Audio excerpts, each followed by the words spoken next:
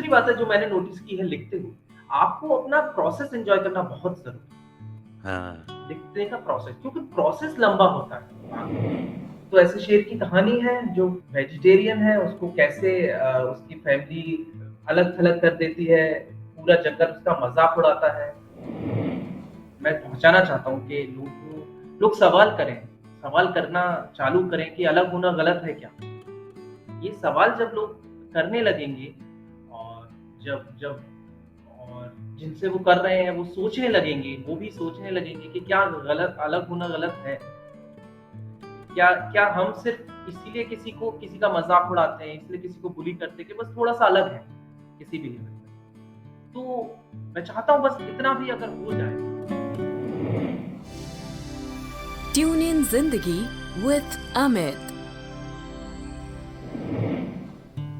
सो ये है tune in जिंदगी का 23rd यानी कि 23वां एपिसोड। और आज के एपिसोड में गेस्ट हैं author Sangam Gupta.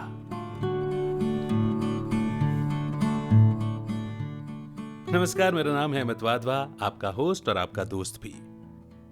Her bar tune in जिंदगी के एपिसोड में हम कुछ ऐसी पर्सनालिटीज से मिलते हैं जिनकी लाइफ स्टोरी और डोमेन एक्सपर्टीज से हमें काफी कुछ सीखने को मिलता है, जिनके स्ट्रगल, अचीवमेंट और यहां तक कि नाकामयाबी की स्टोरीज में भी बहुत कुछ छिपा हुआ है जो हमारे लिए गाइडिंग लाइट का काम करता है। तो आज हम मिलेंगे ऑथर संगम गुप्ता से। वैसे आप एक बार पहले भी इनसे मिल चुके हैं, लेकिन तब मैं इन्हें ऑथर नहीं कह सकता था। तब ये एक राइटर थे और इन्होंने क्रिएटिव राइटिंग में जो मिथ्स होते हैं और क्रिएटिविटी को कैसे बढ़ाया जा सकता है, इस पर सारा डिस्कशन किया था। लेकिन अब यानी कि आज के एपिसोड में एक यंग ऑथर के रूप में संगम से बातचीत होगी, क्योंकि हाल ही में इनकी एक बुक पब्लिश हुई है जिसका नाम है शुद्ध vegetarian, story of a lion. क्या अलग होना गलत है? ये इस बुक का कोर थॉट है। तो हम जानेंगे कि इस बुक के कोर थॉट के पीछे की स्टोरी क्या है, कहां से ये थॉट आया, और एक वर्किंग प्रोफेशनल होते हुए भी कैसे इन्होंने इतना टाइम मैनेज किया कि अपने प्रोफेशन से इतर एक कहानी लिख डाली, वो भी एक इतने स्ट्रॉन्ग थॉट के साथ। क्या अलग होना गलत है? वैसे मैं आपको एडवांस में बता देता हूं कि इस बुक को परचेज करने की लिंक मैंने डिस्क्रिप्शन में दे दी है। साथ ही एक कॉन्टेस्ट भी रखा हुआ है जिसमें पार्टिसिपेट करने से आप ये बुक एज अ प्राइज यानी कि एज अ ग्रेटिफिकेशन जीत भी सकते हैं। लेकिन फिलहाल मेरे दोस्त, मेरे एक्स कलीग और एक बेहतरीन ऑथर का वेलकम करते हैं ट्यून इन जिंदगी के इस 23rd एपिसोड में। वेलकम संगम, बहुत बहुत स्वागत है। वेलकम संगम, और बहुत बहुत बधाई हो, फाइनली पुस्तक आ गई है। यस डेफिनेटली और थैंक यू इतने अच्छे इंट्रोडक्शन के लिए और आप जानते हैं कि इसमें आपका बहुत बड़ा हाथ है। बीज आपका दिया हुआ था, बस समझ लीजिए उसमें पानी-वानी डाल के उसको बड़ा किया है। ये मेरी खुशनसीबी है कि मेरा पुश किया, मतलब मैं तो पुश करता ही हूँ, इसमें तो कोई दो राय नहीं है। और मैं जानता हूँ कि तुम कितने होनहार हो, हर तरह की लिखने की कला में माहिर हो, और कहानियाँ लिखने के तो उस्ताद हो। कहानियाँ और ड्रामा जो तुमने लिखे हैं उनको मैंने कितनी आवाज़ दी है, ये मुझसे बढ़ कर के और कौन जानेगा। और फाइनली वो पुस्तक आ गई जिसका टाइटल है शुद्ध vegetarian. Story of a lion. हाँ, अच्छा, नाम कितना अच्छा लिखा है, शुद्ध वेजिटेरियन। मतलब मुझे लगता है कि आज के दौर के हिसाब से बिल्कुल अच्छा है, एक शब्द हिंदी का और एक शब्द अंग्रेजी का। इट हाँ, बिकम्स अ परफेक्ट टाइटल। हाँ, मतलब कई बार होता है ना, आ जाता है, तो कई बार आपको मेहनत करनी पड़ती है, बट ये टाइटल पता नहीं क्यों मुझे आ गया। इसका मतलब वो, हम कहते हैं ना कि कलाकार जब भी लिखने बैठता है तो एक डिवाइन फ्लो आता है। लिखने को तो ऊपर वाला मुझसे भी काफ़ी कुछ लिखवाता है, लेकिन कहानी मेरे लिए बड़ी टेढ़ी खीर है फिलहाल। जब तक नहीं लिखी है तब तक तो है ही। पर शुद्ध वेजिटेरियन के लिए मेरा दिल बार-बार, मतलब मेरे दिल से बार-बार बधाई निकल रही है, बार-बार शुभकामनाएँ निकल रही हैं, और फाइनली ये पुस्तक पाठक पढ़ सकते हैं। यस, ये एक बहुत अच्छी बात है, अवेलेबल हो चुकी है। मैं चाहता हूँ कि उसकी शुरुआत उससे करो ना, दिखा कर के करो, उसका जो कवर पेज जो बना है। ये है। बहुत सुंदर। शुद्ध वेजिटेरियन स्टोरी ऑफ अ वाह! बहुत बढ़िया, बहुत सुंदर। Thank you. बुक कवर भी क्योंकि सबसे पहले आँखें जो हैं वो बुक कवर को ही देखती है ना। बिल्कुल, बिल्कुल, इट हैज़ टू बी बिल्कुल। Attractive, it has to be beautiful. तो वो दोनों बातें इसमें अट्रैक्शन भी हैं। अब ये स्टोरी जो है एक लॉयन की है, एक शेर की है। यस। सिर्फ शेर की नहीं है, एक शुद्ध वेजिटेरियन शेर की है। एक शुद्ध वेजिटेरियन शेर की है, जिसकी कल्पना करना बड़ा मुश्किल मुश्किल काम है। लेकिन वो लेखक ही क्या जो अपनी कल्पनाओं को साकार ना बना दे और यकीन न करवा दे अपनी सशक्त लेखनी से। तो मैं चाहूँगा कि इसके पीछे का थॉट क्या है? शुद्ध वेजिटेरियन इस स्टोरी लाइन या थॉट या कथानक जो भी आप कहो। ये ऐसे शेर की कहानी है जो वेजिटेरियन है। ओके, तो और उसको खुद को तलाशने की कहानी है। हाँ। जो कि हम देखें तो हमारे समाज में जो है अ, जो अलग होता है, ये शेर अलग है बाकी शेरों से। सिर्फ़ इस बात के लिए कि ये वेजिटेरियन है। हुँ, वैसे ही हमारे समाज में भी मतलब अब तो बहुत बदलाव आ रहे हैं, लेकिन आज भी कुछ अलग हो, भले वो प्रोफ़ेशन चुनने की बात हो, भले उसकी वो जेंडर की बात हो, भले उसकी पुरानी मान्यताओं पर सवाल उठाने की बात हो, तो उसे गलत कह दिया जाता है, राइट?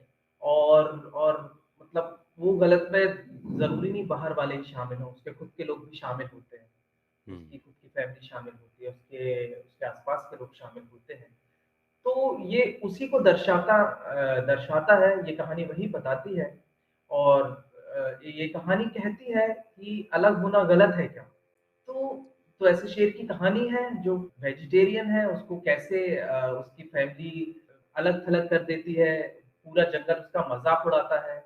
कैसे वो खुद को पहचानता है, कैसे खुद को तलाशता है और ये और इसमें उसका साथ देने के लिए उसके बहुत अच्छे 2 दोस्त हैं, एक बंदर है, हनु नाम का और एक गौरी है जो उसकी फ्रेंड है। तो इन तीनों की मस्ती भी है और उसकी खुद को तलाशने की कहानी है। गौरी क्या एक गाय है? यस, अच्छा। गौरी एक गाय है। गौरी गाय है और हनु हनु नाम का बंदर है। और इसका नाम क्या है कैरेक्टर का जो हमारा मेन लायन है? और कैरेक्टर का नाम शमशेर है। Good, good. अच्छा इससे पहले कि मैं दूसरे सवाल पूछूँ, नाम सुन कर के मुझे ऐसा लग रहा है कि जैसे जो कैरेक्टर हैं या जो नाम दिए गए हैं, क्या ये कैरेक्टर कम उम्र के टारगेट ग्रुप की तरफ जाते हैं? क्योंकि जो आपने थॉट मुझे बताया वो थॉट बड़ा डीप है और वो बड़ा ही क्योंकि ये एक्सेप्टेंस और रिजेक्शन इन 2 डीप थॉट्स पर बेस्ड है, जो आपकी स्टोरी आती है। और बात आपने बिल्कुल बहुत सही कही कि समाज में एक्सेप्टेंस किसी का अलग होना, उसको अलग-थलग ही डाल दिया जाता है, उसकी अलग चॉइसेस को स्वीकार नहीं किया जाता कई बार। जेंडर डिस्क्रिमिनेशन भी एक बहुत बड़ा उसमें मुद्दा बना हुआ है, हम जानते हैं। सदियों की लड़ाई लग जाती है किसी को अपने वजूद को साबित करने के लिए। तो चूँकि थॉट बड़ा ही डीप है, लेकिन जो कैरेक्टर्स के नाम हैं, वो ऐसा ऐसा प्रतीत होता है जैसे कि वो कम उम्र के आयु वर्ग के लिए लिखी गई है। तो इस पर क्या कहेंगे? इसका जो अगर मैं टारगेट ग्रुप कहूँगा तो ये तब से शुरू हो जाते हैं जहाँ लोग अपने आप को तलाशना शुरू कर देते हैं जब बच्चे होते हैं। यानी वेरी तकरीबन नाइस। 12-13 साल से लेके ये शुरू है, लेकिन ये बुक जाती है यंग पेरेंट्स तक भी, ताकि ओके, उनको भी ये मैसेज मिल सके कि उनके जो बच्चे जो अभी बड़े हो रहे हैं, अगर वो ज़िंदगी में कुछ भी अलग चूज़ करते हैं अपनी मर्ज़ी से, तो वो उन्हें गलत ना समझें। सिर्फ़ वो अलग हैं, बस यही बात है, इतना सा है। तो तो टारगेट ग्रुप है, जो टारगेट रीडर्स जो होंगे वो आई गेस 12-13 साल से लेके आप यंग पेरेंट्स तक इसको पढ़ा जाना चाहिए और बहुत पसंद करेंगे और डेफ़िनेटली इसका ट्रीटमेंट जो है वो मैंने थोड़ा-सा ह्यूमरस रखा हुआ है क्योंकि हुँ, क्योंकि सीख भी आई गेस मुझे लगता है कि अगर कुछ इतना बहुत ज़्यादा डाँट-डपट के कुछ चीज़ सिखाई जाती है, तो वो उतने समझ में नहीं आती है। उसको उसको थोड़ा-सा ह्यूमर के साथ और एक मनोरंजन के साथ अगर समझाया जाता है, तो लोग उसे ज़्यादा डाइजेस्ट कर सकते हैं। तो राइट हाँ। और वो संगम का बेसिक नेचर भी है कि बिल्कुल। लगातार सीरियसनेस नहीं चलनी चाहिए। बीच-बीच में थोड़े-थोड़े पंचेज़ आने चाहिए, थोड़ा-सा हँसी-मज़ाक होना चाहिए। गुड है। अच्छा इससे पहले कि मैं कथानक की बात करूँ और आपसे समझूँ कि कहानी किस तरह से आगे बढ़ती है, क्या है? मैं जानना चाहूँगा कि जो थॉट है आपके अंदर एक्सेप्टेंस एक्सेप्टेंस और रिजेक्शन को लेकर के जो, क्योंकि एक व्यक्ति अगर अलग फ़ील्ड में जाना चाहता है, अपनी अलग पहचान बनाना चाहता है, या वो कुछ हटकर है समुदाय से, जिस भी कम्युनिटी या जिस भी सोसाइटी को वो बिलॉन्ग करता है, तो ये जो अलग पहचान होने या बनाने का जो एक इश्यू है, ये थॉट कैसे आया? देखिए मुझे लगता है मतलब क्योंकि मैं भी राइटर हूँ, हुँ, ठीक है? और आप भी शायद उस दौर से गुज़रे होंगे क्योंकि आप भी एक अलग फ़ील्ड है, देखा हुँ, जाए तो देखा जाए तो। और जिस समय में ये हमने चूज़ की है और जिस समय आपने ये चूज़ की है, उस समय तो ये और ज़्यादा कठिन रहा होगा। क्योंकि इस हुँ, फ़ील्ड का मतलब उतना ज़्यादा फ्यूचर नहीं नज़र आता था। नज़र आता है। और जो सबसे इम्पोर्टेंट होता है, जो मतलब जो कि पैसा आएगा कि नहीं आएगा। वो एक वो एक चिंता उनका माँ-बाप का और हमारे बड़ों का भी चिंता करना लाज़मी है कि कि वो ऐसी लाइन में जाएँ जिसमें भविष्य जो है वो सुरक्षित रहे। तो इसके चलते शायद जब बच्चा जब कुछ अलग करने की कोशिश करता है, तो उसे उसे हम अ डरा डराने की डराते हैं या फिर मैं कहूँगा कि उसे मना करते हैं कि वो वहाँ ना जाए और उसको शायद अपने कुछ एक्सपीरियंस बताते हैं या जो भी है, बहुत सारे रीज़न्स देते हैं। और इस तो मुझे लगता है कि कहीं न कहीं ये था कहीं न कहीं कम या ज़्यादा सब फेस करते हैं, जो भी अलग करते हैं। तो मैंने भी थोड़ा बहुत फेस किया है और बहुत लोग मैं जिनसे मिलता हूँ, जो तो इस लाइन के हैं, स्पेशली वो उन्होंने भी ये फेस किया हुआ है। तो मुझे लगता है कि हाँ, कहीं न कहीं मुझसे बहुत ये अटैच्ड टॉपिक है और और आज के समय में तो फिर भी कि इन प्रोफ़ेशंस को अब एक जगह मिलती जा रही है, पैसा भी आता जा रहा है। राइट। लेकिन लेकिन एक समय तो बहुत ज़्यादा ये प्रॉब्लम थी, तो शायद वही इसी प्रॉब्लम से शायद ये आइडिया आया मेरे ज़हन में या मेरे मैं बिल्कुल समझ रहा हूँ। मैं आपसे बात करते हुए उस चीज़ को भी महसूस कर पा रहा हूँ कि कहीं न कहीं चेंज के प्रति एक रेज़िस्टेंस होता ही है, सोसाइटी में, लोगों में। और कहीं न कहीं, जैसे मैं अक्सर अपनी बातों में कहा करता हूँ कि जब हम भेड़-चाल का उदाहरण देते हैं, तो बेचारी भेड़ों को तो पता भी नहीं है कि उनकी बात हो रही है। है कि नहीं? भेड़ों को करेक्ट। क्या पता कि उनकी बात हो रही है? ये तो हाँ, कहीं न कहीं हमारी बात है कि जो करेक्ट।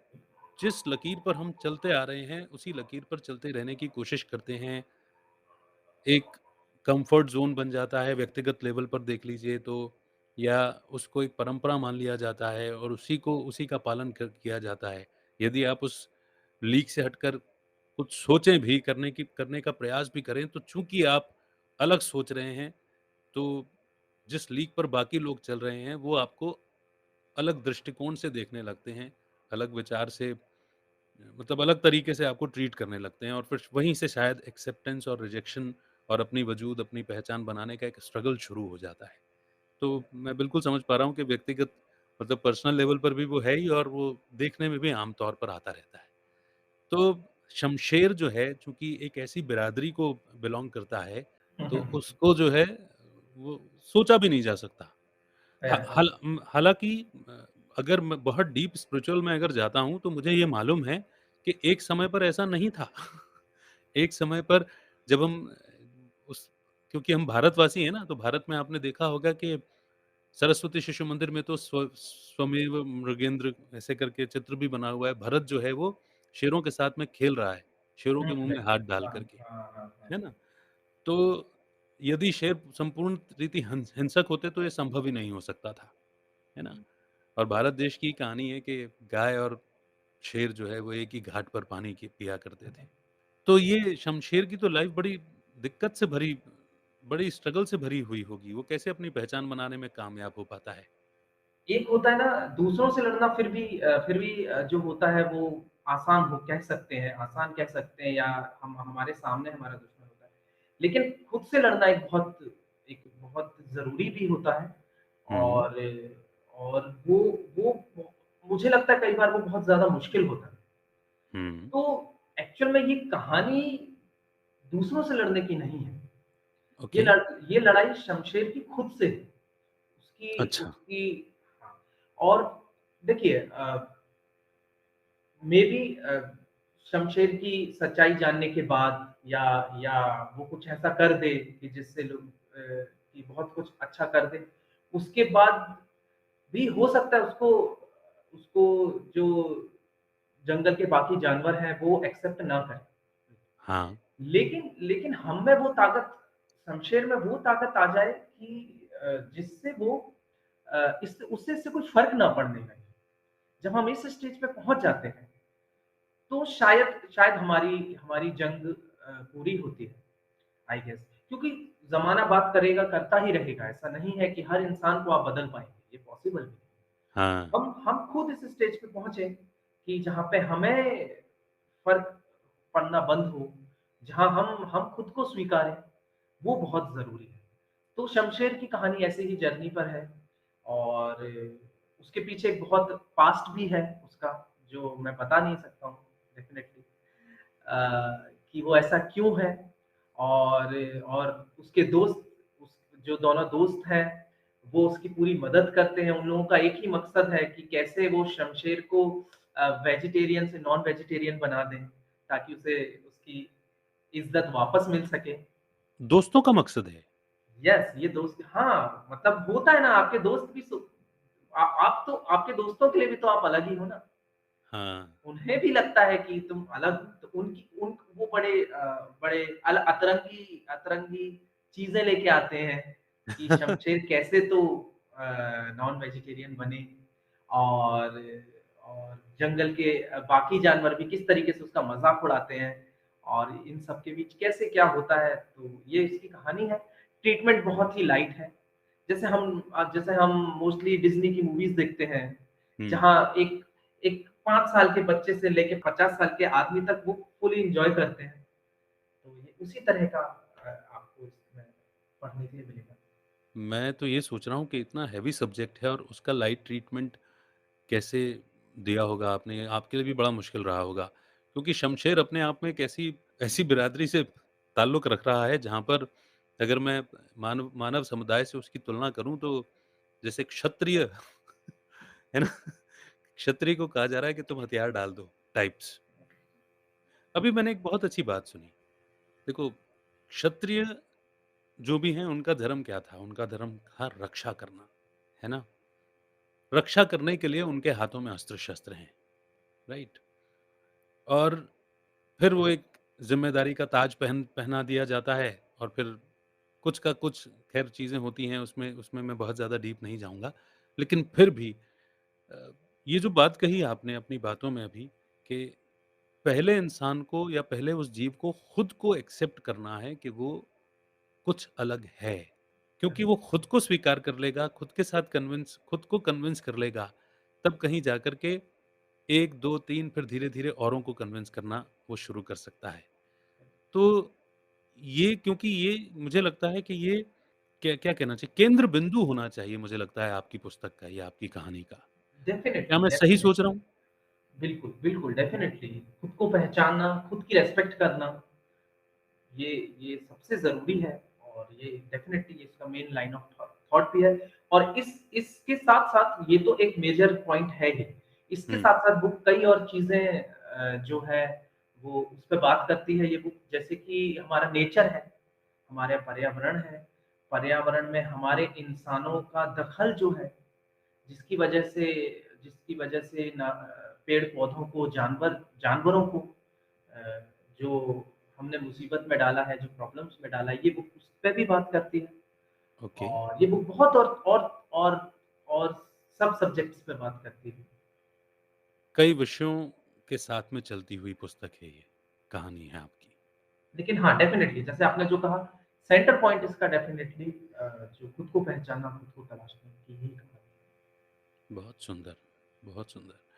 तो संगम मैं चाहूँगा कि थोड़ा-सा कहानी का आउटलाइन ठीक है, आप नहीं बताना चाहते कि वो ऐसा क्यों है और बताना भी नहीं चाहिए क्योंकि पुस्तक को पढ़ने में जो आनंद आने वाला है, वो अलग ही होगा।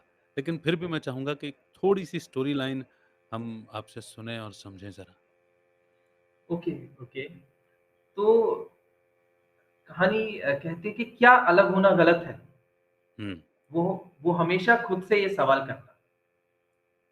ये अच्छा। कहानी है शमशेर की, शायद इकलौता ऐसा शेर जो वेजिटेरियन था, जिसकी वजह से वो अपने परिवार के लिए कलंक बन गया था और सारे जंगल के लिए हँसी का पात्र।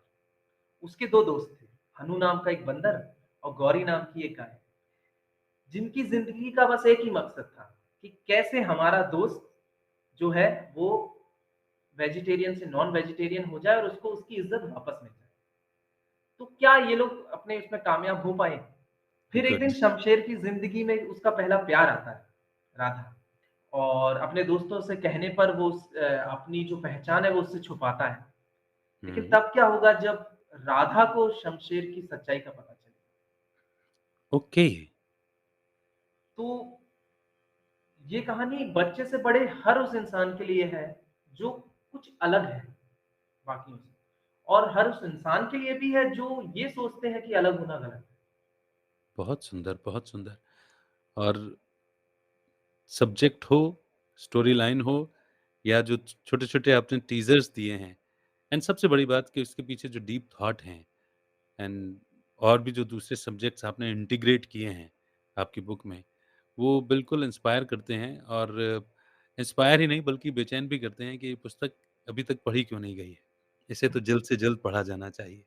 हालांकि मेरे पास आपने इसकी कॉपी शेयर की हुई है, लेकिन फिर भी मैं चाहूँगा कि मैं इसे बाकायदा परचेज़ करके इसकी एक कॉपी लेके उसके बाद ही इसे पढूँ, क्योंकि स्पिरिचुअलिटी में भी कहा जाता है ना, जहाँ तुम्हारा धन होगा वहाँ तुम्हारा मन भी होगा।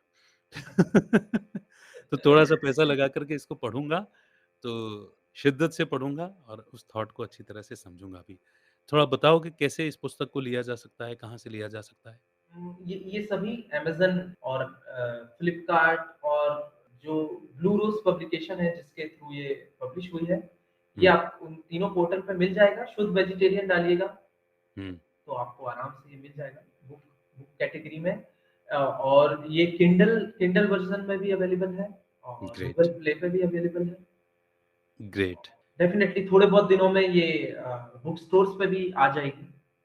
ओके, हम कब तक एक्सपेक्ट कर सकते हैं बुक स्टोर्स पर आना? बुक स्टोर्स पे क्योंकि बुक स्टोर पे मतलब फिज़िकली वो प्रोसेस होगी, तो हुँ, एप्रॉक्स 2-3 मंथ्स में आई होप कि आ जाए। एट लीस्ट जो इंदौर, ग्वालियर, भोपाल हमारे जो एमपी के जो शहर हैं, वहाँ तो आ ही। Right, right. तो मैं कुछ इनकी लिंक्स डेफ़िनेटली कमेंट सेक्शन में ज़रूर दे रहा हूँ। और साथ ही साथ अब जो बहुत महत्वपूर्ण बात आती है कि किसी भी पुस्तक को लिखने के लिए बहुत अनुशासन की ज़रूरत होती है, बहुत डिसिप्लिन की ज़रूरत होती है, और आप एक वर्किंग प्रोफ़ेशनल भी हैं।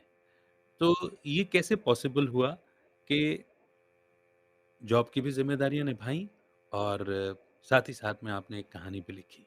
देखिए, हमने आपको आपको पता है ये कब बुक शुरू की थी, जब आपने हमारी लगभग करीब 2 2 साल पहले तकरीबन बात हुई थी कि राइट, कि कोई बुक लिखी जानी चाहिए, आपने कहा था। और पता नहीं वहीं से एक बीज डल गया था और मैंने तब से शुरू की थी। और मुझे लगता है एक मेरा मानना है इस चीज़ को लेके कि अगर हम ये कहते हैं बार-बार कि हमारे पास समय नहीं है, हमारे पास समय नहीं है, तो शायद शायद हम भी कहीं मतलब खुद से शायद ये झूठ बोल रहे होते हैं। अपना समय जो ऐसी चीज़ों में लगा रहे होते हैं, जो शायद ज़रूरी नहीं है। वो सब लोगों के अपने अलग-अलग एक वो होता है। और डेफ़िनिटली जो आपने डिसिप्लिन वाली बात कही, मैं एग्ज़ाम्पल के तौर पे बात कहता हूँ, जैसे मेरी बुक तकरीबन 160 पेजेज़ की है। और ओके, अगर अगर अगर मैं डेली 2 पेजेज़ का भी टारगेट रखता हूँ, जो hardly half an hour, 1 hour की बात होती है, तो भी मुझे बुक लिखने में 80 दिनों का टाइम लगना चाहिए। मैं एक प्रैक्टिकली उसे समझने की कोशिश और समझाने की कोशिश करता हूँ। हुँ, ठीक है, इसके 80 दिन में आप अगर 2 पेज का भी डिसिप्लिन बना के रखें, तो एक 180 190 पेज की एक जो किताब है, वो कंप्लीट कर सकते हैं।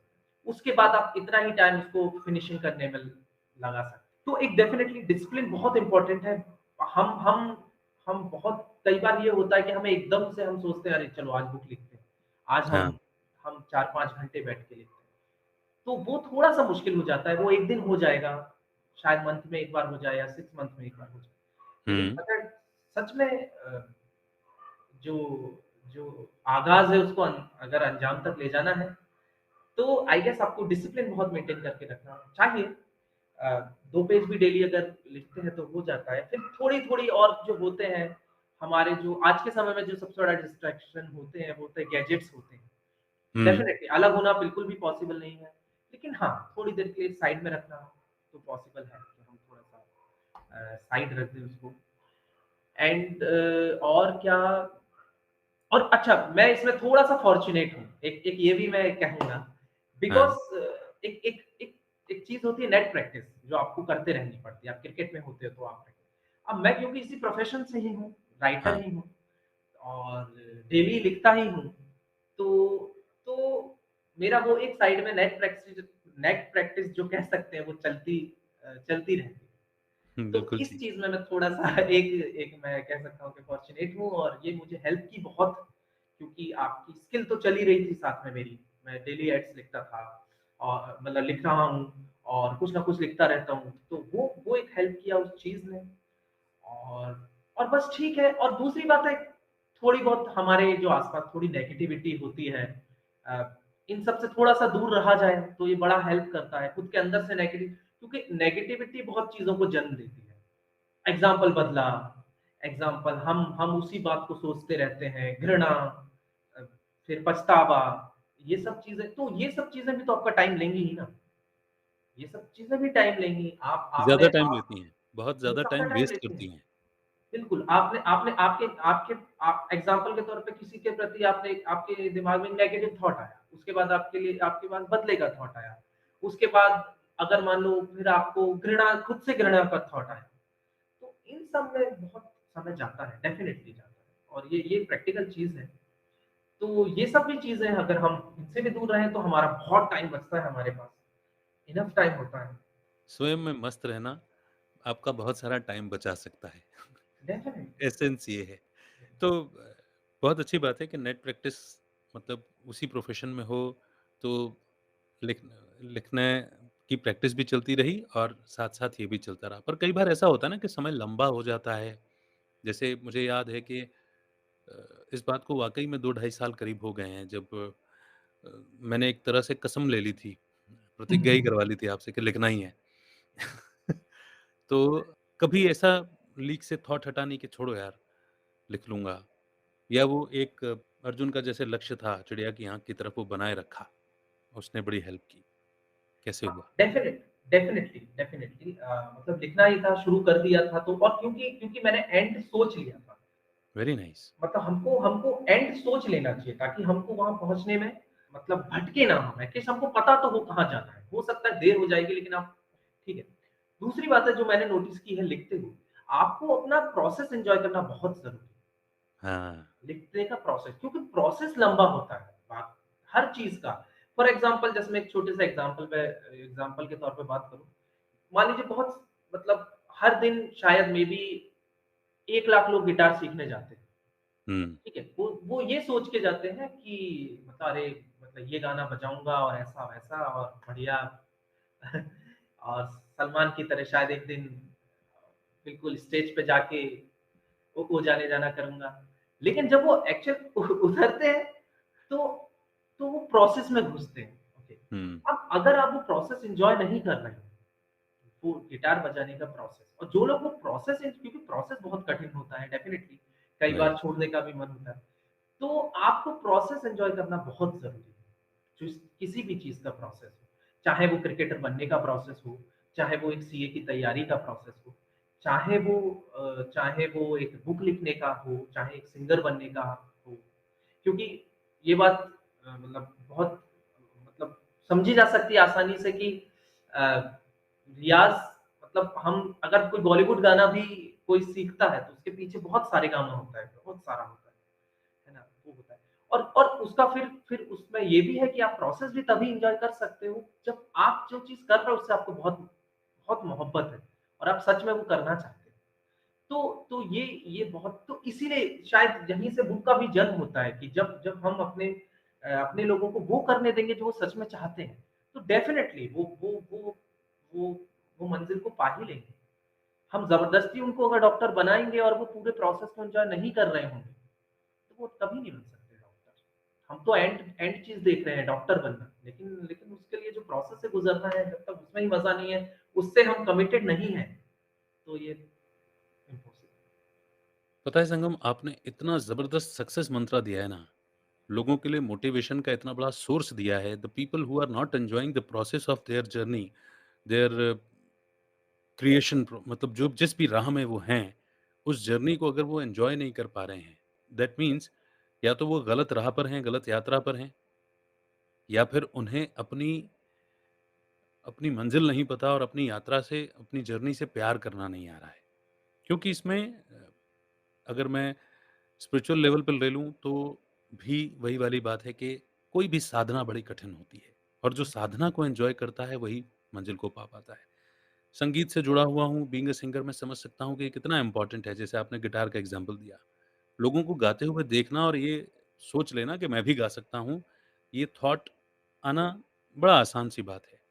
लेकिन उस गाने को गाने के लिए, जैसा आपने भी कहा कि न जाने कितना सारेगामापा लगा है।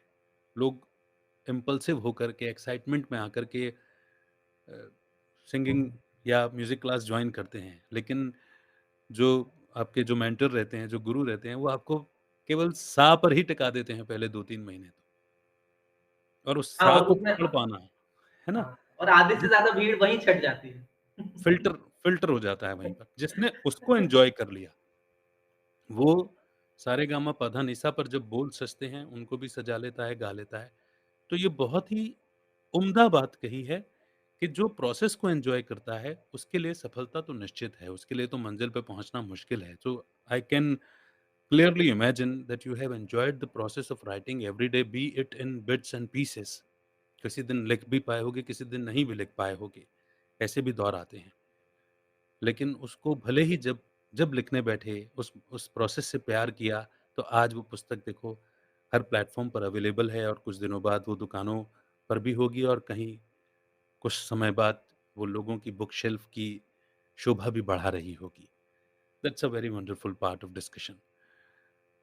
अपने आप में पुस्तक लिख लेना, उसको कंप्लीट कर लेना, यहाँ तक की प्रोसेस तो मैं देख पा रहा हूँ कि आपने बहुत अच्छे से एन्जॉय की। लेकिन एक पब्लिशर को ढूँढना और अपनी बुक को इन प्लेटफ़ॉर्म्स तक लेकर के आना, ये भी बिल्कुल आसान नहीं होता, स्पेशली तब जब आपकी पहली-पहली बुक हो।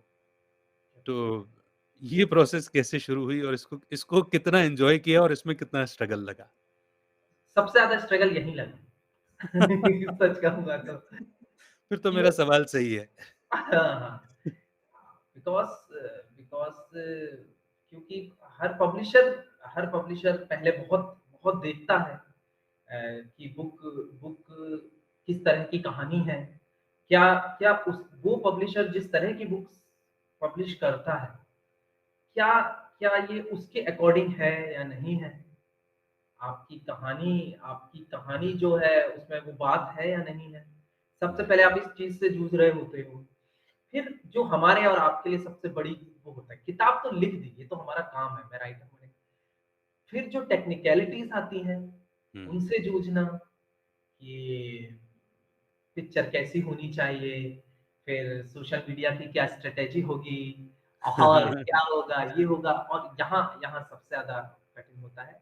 बाकी पब्लिकेशन हाउसेस में मतलब मतलब आज के समय में वो थोड़ा-सा ईज़ी ऐसे हो गया है कि आप गूगल पे सर्च करेंगे, कुछ आपको पब्लिशर्स के वो आ जाएँगे, राइट। नाम आ जाएँगे, उनके मेल एड्रेस आ जाएँगे, उनके वेबसाइट आ जाएँगी। तो आप हर पब्लिशर का अपना तरीका होता है बुक मँगाने का। कोई हुँ। कोई कोई 150 वर्ड्स की कोई सिनॉप्सिस मँगाता है सिर्फ़, कोई कहता है हमको कम से कम आप 30 पेजेज़ भेजिए या 1/3 कहानी भेजिए, कोई कहता है हमें 4 चैप्टर्स भेजिए। तो इस तरीके से जब होता है जब आप जब अगर अगर उसके अकॉर्डिंग उनको कहानी का फ्लो, कहानी पसंद आती है, कहानी के शब्द हो गए वो पसंद आते हैं। तो ऐसे करके फिर आसान हो जाता है चीज़ें। वो खुद ही आपको कॉल करते हैं मोस्टली। बस इन सब में प्रोसेस में टाइम ज़रूर लग जाता है। तो मेरा मेरा मेरा बस इस चीज़ में सजेशन यही है कि जहाँ जब क्योंकि एक बार कहानी आप लिख लेते हैं तो आप कम से कम उतना ही टाइम आपको बार-बार उसको फिनिशिंग में भी लग जाता है। ओके, आप क्योंकि क्योंकि हम हर दिन ग्रो होते हैं। राइट, मैं अपनी किताब आपसे बात करने के बाद शायद अपनी किताब पढ़ूँगा तो मुझे लगेगा यार यहाँ ये हो सकता था या यहाँ वो हो सकता था। तो आप बिल्कुल, एक तरफ ये काम चालू रखिए साइमल्टेनियसली आप जो पब्लिशिंग वाला काम है वो भी चालू रखिए। ताकि ओके, ऐसा ना हो कि 6 मंथ्स इसमें जाएँ और 6 मंथ्स उसमें जाएँ। ठीक है? तो हम ये टाइम हम सेव कर सकते हैं। जब हम एक कहानी पूरी कंप्लीट कर लें, तब से हम साइमल्टेनियसली कहानी लिखने के साथ-साथ ये प्रोसेस भी अगर चालू कर दें तो इसमें टाइम बहुत सेव होगा। और जस्ट आप बस देखिए कि आपने जिस तरह की कहानी लिखी है वो किस पब्लिशर को सूट करती है। बस मैं समझ पा रहा हूँ कि एक बार जब पुस्तक पूरी लिख ली जाए, कहानी पूरी लिख ली जाए, उसके बाद फिर एक अलग किस्म की एक्साइटमेंट शुरू होती होगी कि अब जल्दी से ये बुक जो है वो लोगों तक पहुँचे और उसके बाद जो टाइम लग जाता है वो कहीं न कहीं उसको बचाया जा सकता है अगर ये एक्सपीरियंस हुआ। मैं ये समझ बिल्कुल। सकता हूँ। तो संगम बुक आ गई, बुक पब्लिश हो गई, कुछ दिनों बाद वो बुक स्टॉल्स पर भी दिखेगी। एक पुस्तक लिखने के बाद जवाबदारी भी बढ़ जाती है, ज़िम्मेदारी भी बढ़ जाती है। जो सवाल मैं पूछने जा रहा हूँ उसको यहीं होल्ड करता हूँ। मैं अब वो फीलिंग जानना चाह रहा हूँ क्योंकि अब ये लोगों के पास पहुँचने लगी होगी, इसके रिव्यूज़ आने लगे होंगे। पहली बात तो मैं ये पूछना चाहूँगा कि रिव्यूज़ कैसे हैं? अभी तक 2 रिव्यूज़ आए हैं और दोनों काफ़ी अच्छे हैं। ओके, सब मतलब सबसे पहला ये रिव्यू है कि कहानी अलग है और आई होप जो मैसेज मैं पहुँचाना चाह रहा था, वो पहुँचा लोगों तक। गुड। और क्योंकि मेरा टारगेट ग्रुप है, बहुत ज़्यादा यंग है और तो भाषा को मैंने जानबूझकर बहुत सरल रखा है। मोस्टली इसका उल्टा करते हैं लोग हाँ, कि भाषा को बहुत ज़्यादा गहरे शब्द देने की कोशिश करते हैं, भारी शब्द देने की कोशिश करते हैं, ताकि बुक और वो ज़्यादा हर हिसाब से वज़नी लगे, हुँ, इंटेलेक्चुअल पॉइंट ऑफ व्यू से भी और वैसे पॉइंट ऑफ व्यू से दिखने के पॉइंट ऑफ व्यू से भी। लेकिन मेरा बिल्कुल इससे अपोज़िट है, जहाँ मैं जिस शब्द का मैं बहुत बेहतरीन मतलब या बहुत अच्छा या बहुत भारी-भरकम शब्दों की जगह मैंने उल्टा सिंपल शब्दों का यूज़ किया है। जैसे हम आप बात कर रहे हैं, जैसे 2 कॉलेज के दोस्त बात करते हैं, जैसे कैंटीन्स में बात होती है, जैसे चाय की टपरियों में बात होती है। गॉट जहाँ पे और क्योंकि मेरा बॉलीवुड से बहुत मतलब वो फ़िल्में देखने का बहुत शौक है और बहुत देखता हूँ, तो बॉलीवुड का भी बहुत इम्पैक्ट है मुझ पर। और डेफ़िनेटली अगर मैं देखूँ और हमको हमको कहीं न कहीं देखो हम अपनी कहानी तो लिख ही रहे होते हैं, लेकिन कहीं न कहीं हम किसी के लिए लिख रहे होते हैं, हमारा जिसे हम टारगेट करते हैं।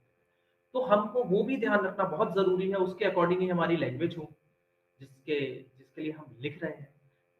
क्योंकि बात पहुँचनी तो चाहिए ना, मतलब अगर बिल्कुल, अगर है ना? अगर आप बहुत अच्छी भाषा में या बहुत भारी भरकम शब्दों में बात कहें और वो आपके टारगेट ग्रुप तक पहुँचे ही नहीं, तो राइट, तो वो फ़ेल है वो फ़ेल है।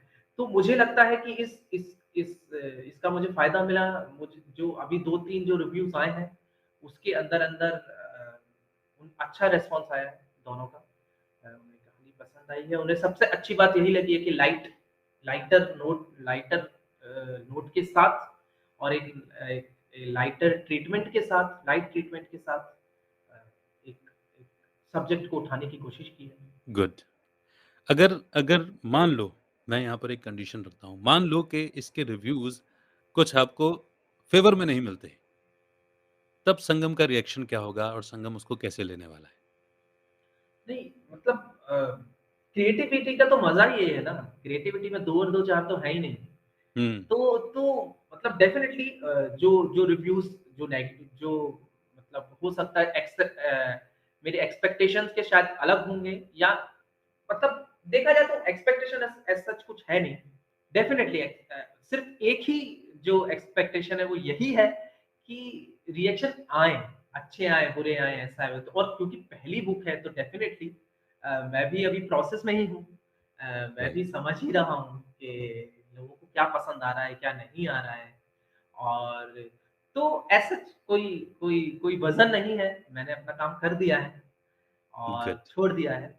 और बिल्कुल, और मैं मतलब डेफ़िनिटली जो मैं कह रहा हूँ कि सीखने तो मिलेगा ही, जिनको पसंद नहीं आएगी तो मैं वो देखूँगा कि लोगों को क्या पसंद नहीं आ रहा है, ये भी आपको ज़रूरी है। मैं फ्लॉप फ़िल्में बहुत देखता हूँ, जो हुँ, फ्लॉप फ़िल्में बहुत होती है ना, मैं देखता हूँ।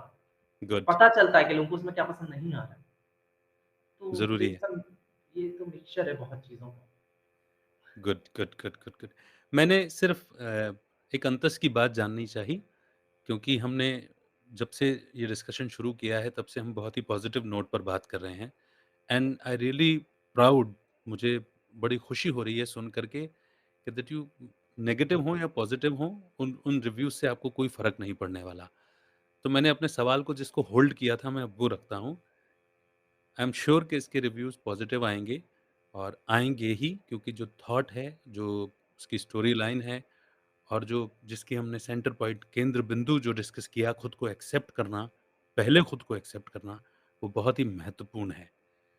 तो जिसकी आज दुनिया में सबसे ज़्यादा ज़रूरत है, क्योंकि लोग सबसे ज़्यादा जिस चीज़ से स्ट्रगल कर रहे हैं, वो सेल्फ डाउट है। खुद पर संशय कर रहे हैं।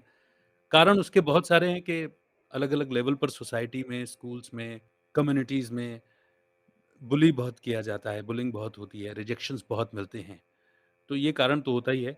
ख़ैर जो भी हो, आपकी ये बुक सेल्फ डाउट्स को दूर करने में हेल्प करेगी, खुद को एक्सेप्ट करने में हेल्प करेगी, which is the need of the hour. सवाल मेरा सिर्फ़ ये है कि एक अच्छी पुस्तक लिखने के बाद एक लेखक की ज़िम्मेदारी और ज़्यादा बढ़ जाती है ना? और र थमने का तो कोई काम ही नहीं है हमारी ज़िंदगी में। हर एक मकाम से आगे कदम बढ़ा के जियो। तो मैं समझता हूँ कि ये तो हो गई, ये तो लोगों के पास पहुँचना भी शुरू हो जाएगी। अब अगली क्या तैयारी है? अच्छा, पिछले पिछले बात से भी एक छोटी-सी बात और रह गई थी बोलने के लिए, बस हुँ, जस्ट कि ये भी बहुत बहुत अ, ये ये भी बहुत, मुझे लगता है, एक बहुत गलत चीज़ है, जो जो जो पार्ट है हमारी सोसाइटी का भी, हमारी फैमिलीज़ का भी, कि हुँ, हम सिर्फ़ सिर्फ़ सक्सेस ही सक्सेस चाहते हैं, या अपने अपने बच्चों को सिर्फ़ सक्सेसफुल होने की ही बातें करते हैं। हुँ, बट बट कहीं न कहीं अ, फेलियर को भी एज़ अ पार्ट अगर हम सिखाएँ अपने लोगों को कि फेलियर भी पार्ट ही है, और और फेल हो गए तो क्या होगा? तो ये सब चीज़ें कहीं न कहीं डेफ़िनिटली सेल्फ डाउट भी, और और वो मज़ा चला जाता है चीज़ का। हुँ, मैं शुरुआत से ही पास फेल कितनी बिकेंगी, कितनी नहीं बिकेंगी, इन सब के अगर उसमें होता तो शायद मैं वो प्रोसेस जिसकी बात करी वो एन्जॉय नहीं कर पाता। अगर ट्रू, मेरे शुरुआत में ही अगर मैं कैलकुलेशन कर लेता, और हो भी गया, मैं तो कहता हूँ नहीं भी बिकती किताब, मैं तो कहता हूँ एक भी नहीं बिकती है या लोग नहीं, तो ठीक है ना, वो भी तो एक पार्ट है, और वो उस उस पार्ट को नेगेटिवली नहीं देखना चाहिए, उस पार्ट को सिर्फ़ पार्ट के तौर पर ही देखना चाहिए।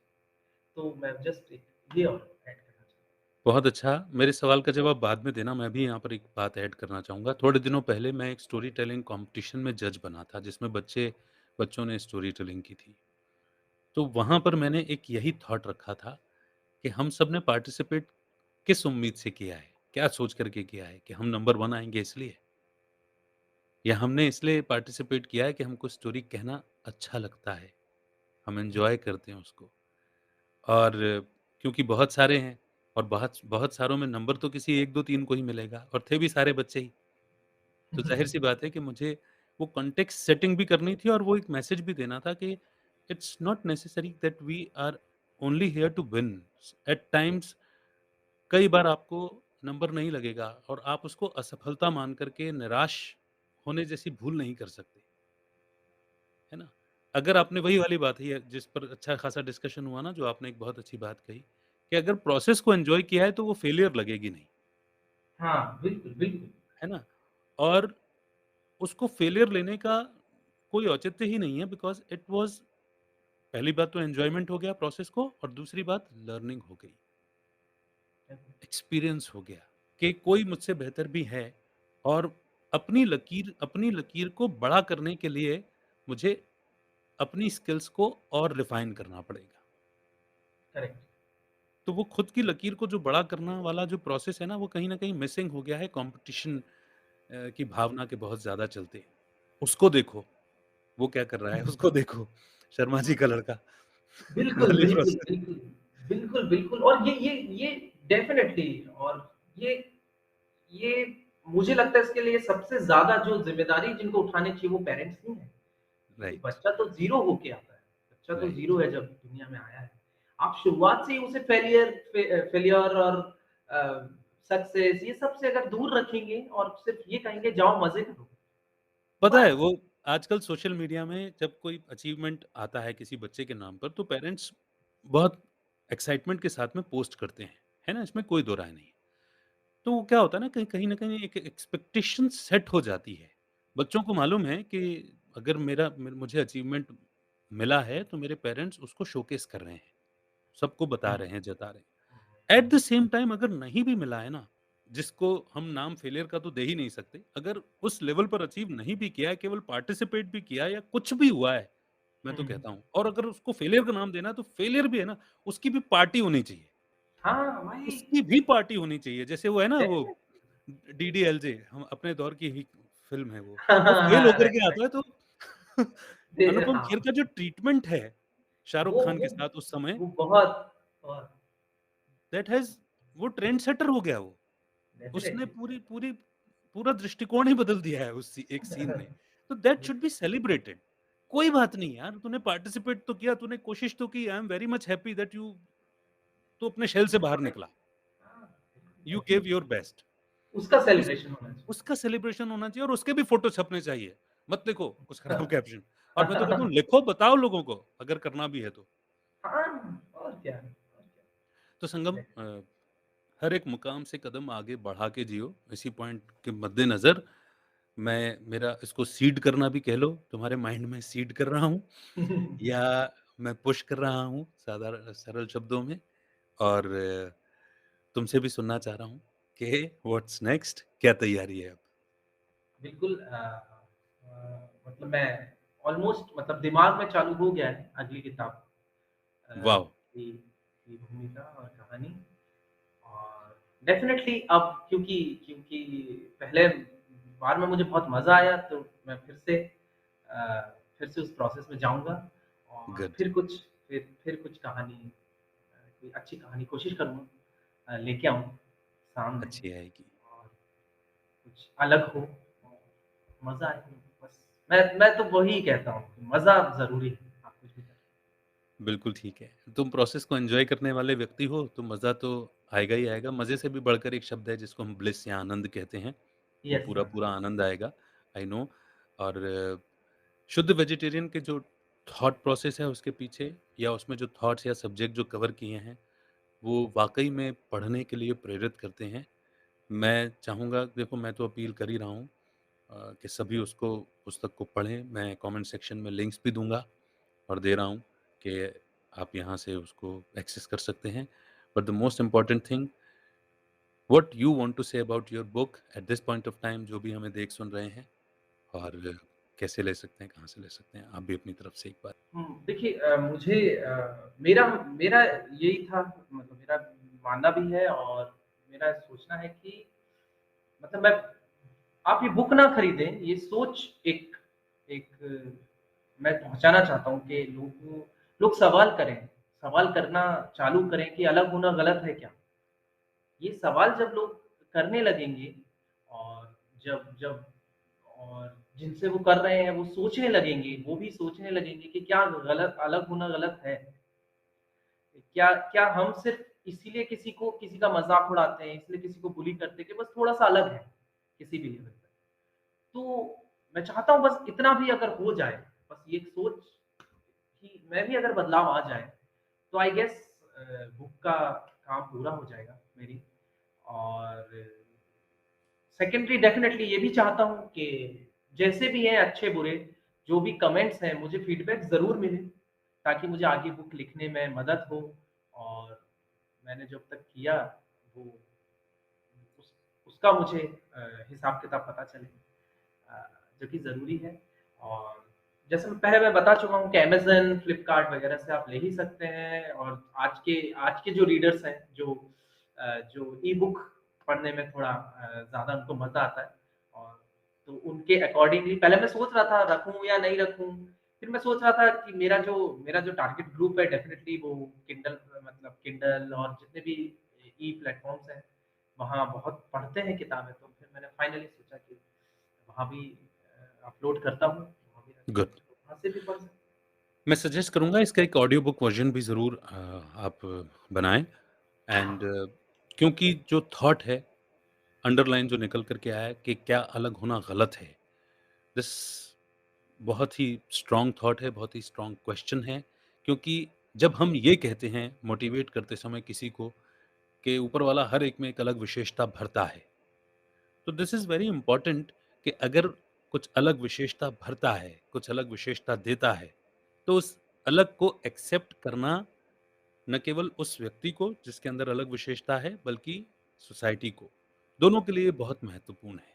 केवल बातें कहने भर पर न रह जाएँ, उसका प्रैक्टिकल इम्प्लीमेंटेशन हो, इसके लिए मुझे लगता है कि आपकी बुक बुक प्रैक्टिकली इंस्पायर करती है।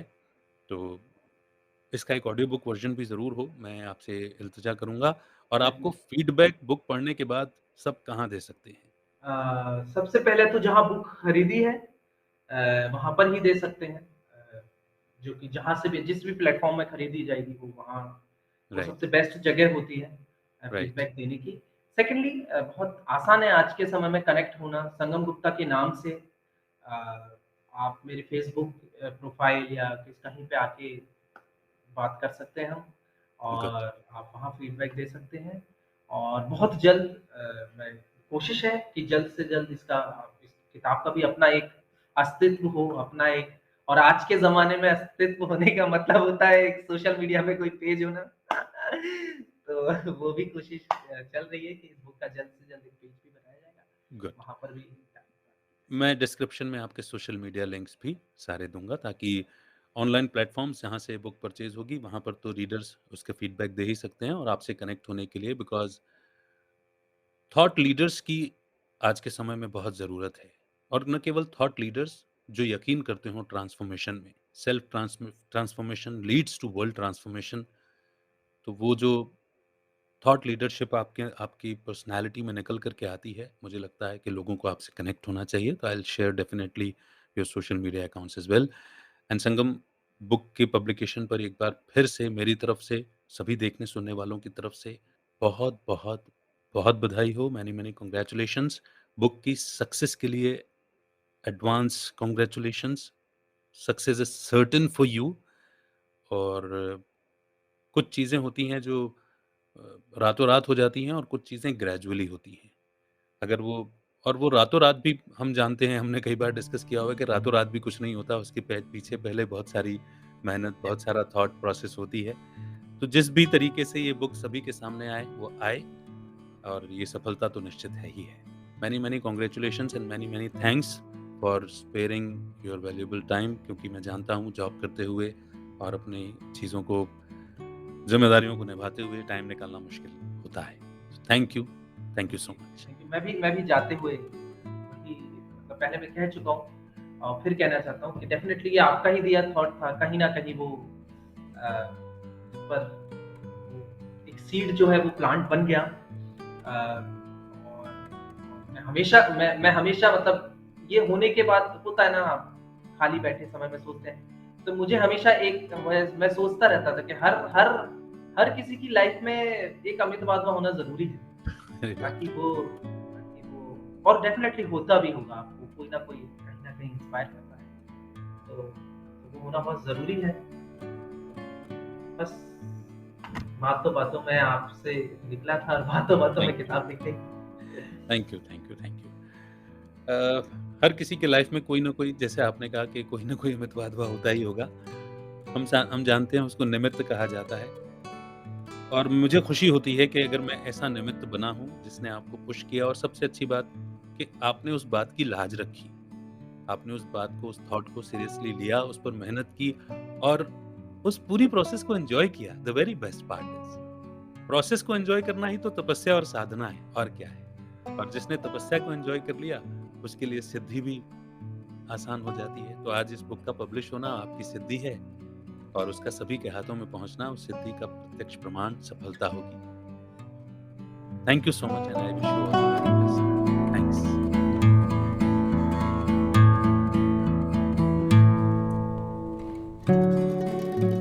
I hope you enjoyed the conversation. अब बारी है आपके एक्शन लेने की। ये थॉट्स, ये डिस्कशन अगर आपके दिल तक पहुंचे हों, then you can buy this book from the given link in the description. आप चाहें तो कॉन्टेस्ट में पार्टिसिपेट करके इस बुक को एज ए ग्रेटिफिकेशन जीत भी सकते हैं। We will be announcing 3 winners. कब तक ये जानने के लिए कॉन्टेस्ट पार्टिसिपेशन लिंक पर क्लिक कीजिए। मुझसे यानी अमित से जुड़ने के लिए टेलीग्राम चैनल ज्वाइन करें। अगर आप अपना पॉडकास्ट लॉन्च करना चाहते हैं तो पॉडकास्ट लॉन्च सिस्टम से लर्न कर सकते हैं। Links are in description. बहुत जल्द आपसे मुलाकात होगी एक नए गेस्ट के साथ। सीखेंगे कुछ नया एंड इंस्पिरेशनल। तब तक के लिए दीजिए इजाजत, रखिए अपना बेहतर ख्याल। अमित का नमस्कार। जय हिंद, जय भारत।